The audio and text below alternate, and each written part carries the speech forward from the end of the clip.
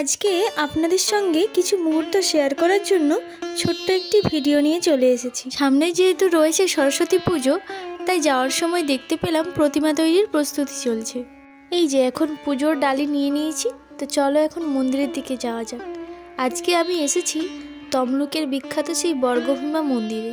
বেশ কিছুক্ষণ ধরে লাইনে দাঁড়ানোর পর শেষমেশ আমরা মায়ের দর্শন পেলাম।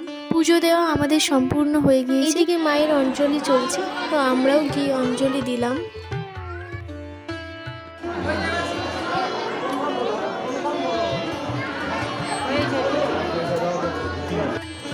এই যে এইটি হলো সেই জায়গা যেখানে সবাই সবার মনের ইচ্ছাগুলো পূরণের জন্য এইভাবে ভেঙে দিয়ে যায়।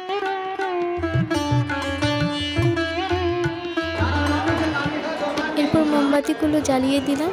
আমাদের পুজোর কাজ প্রায় সম্পূর্ণ হয়ে গিয়েছে। এখন বাজে প্রায় 12:30। তো এখন আমরা মন্দির থেকে বেরিয়ে কিছু খাওয়ার জন্য যাব।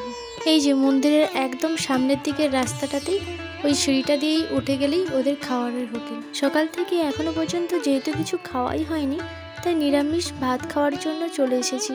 100 টাকার এই থালিটাতে ছিল ভাত, বাসন্তী পোলাও, লুচি, বিভিন্ন রকমের তরকারি, তাছাড়াও ছিল চাটনি, পায়েস, মিষ্টি। খাওয়া দাওয়া শেষ করে চলে গিয়েছিলাম কাছেই নদী পাড়ে, যেখানে মকর সংক্রান্তি উপলক্ষে ছোট্ট একটি মেলা বসেছিল।